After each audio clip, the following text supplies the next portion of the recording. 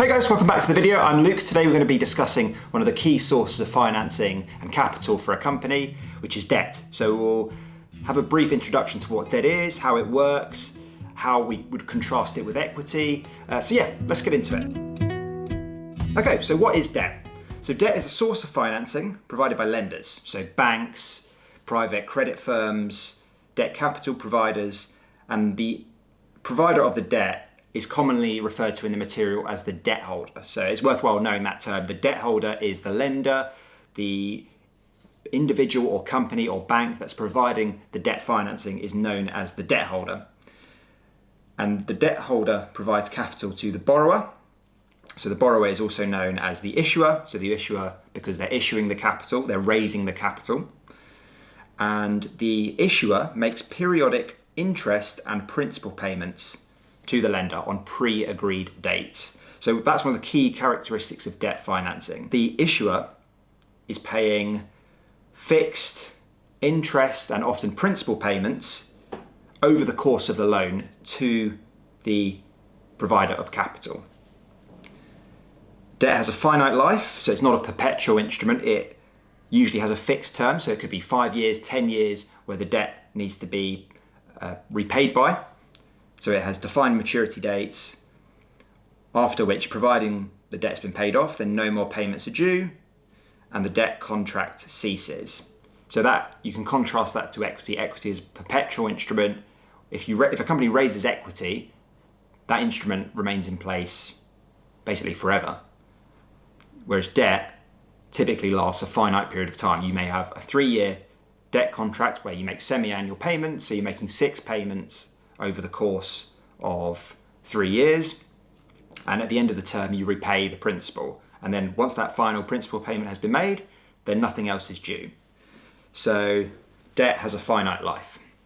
Let's think about how this works. So we have a company on the left, and they are also commonly referred to in a debt context as the borrower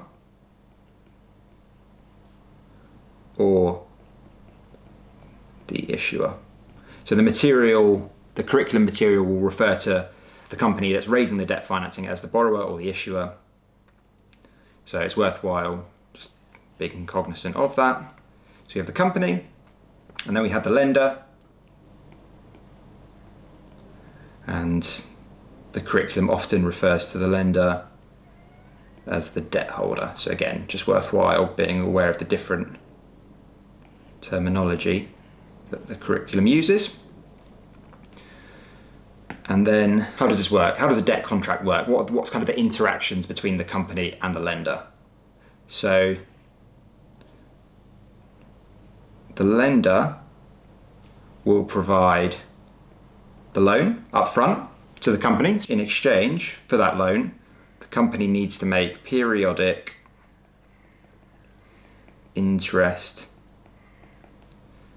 and principal payments to the lender. That's basically all there is to a debt contract. The lender provides the loan, typically up front, all in one go, and the company will provide and make periodic interest and principal payments to the lender over a period of time. That's really how the mechanics of a debt contract work.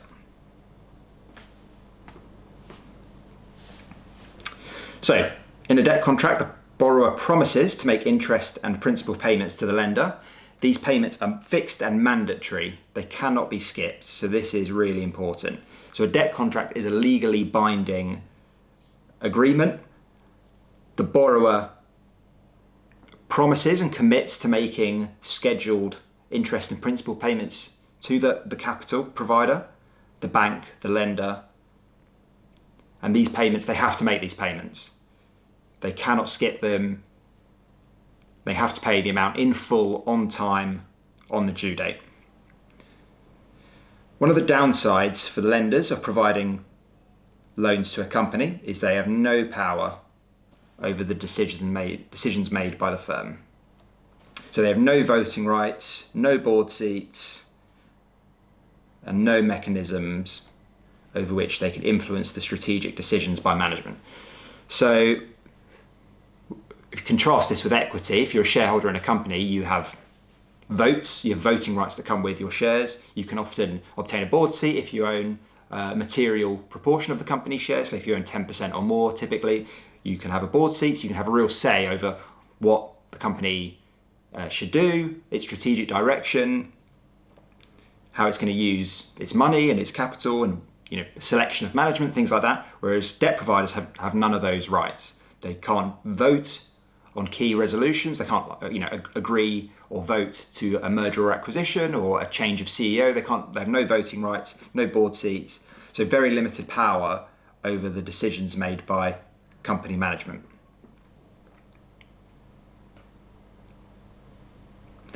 So what can the lender do to protect their own interests and ensure the borrower makes their debt payments in full and on time? Well, there are two mechanisms.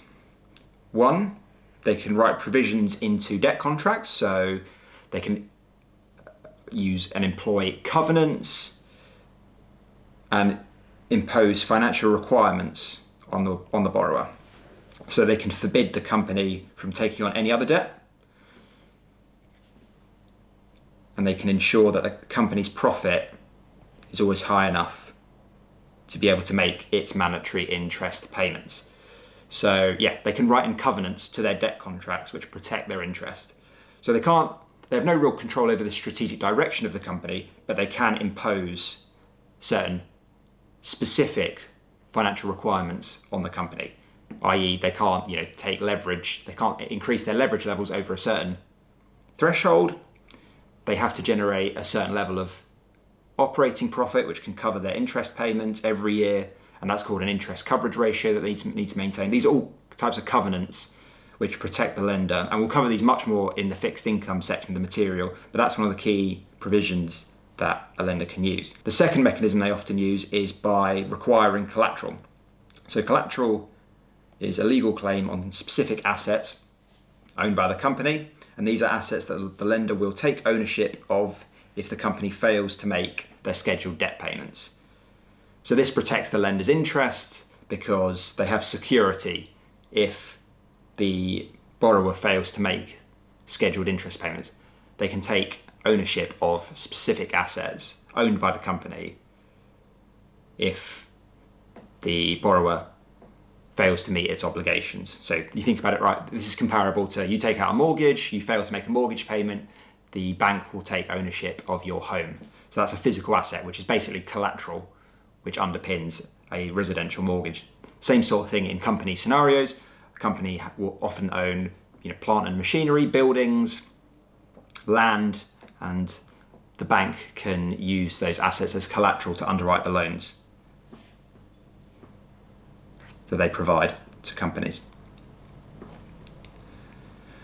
One final point, interest payments to lenders are always made before any dividend payments are made to shareholders. So you think about the income statement, you have operating profit, and then your next line item is interest expense.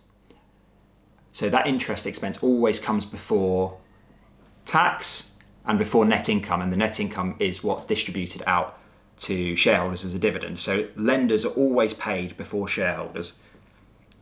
They have a priority claim against the company's assets and cash flows.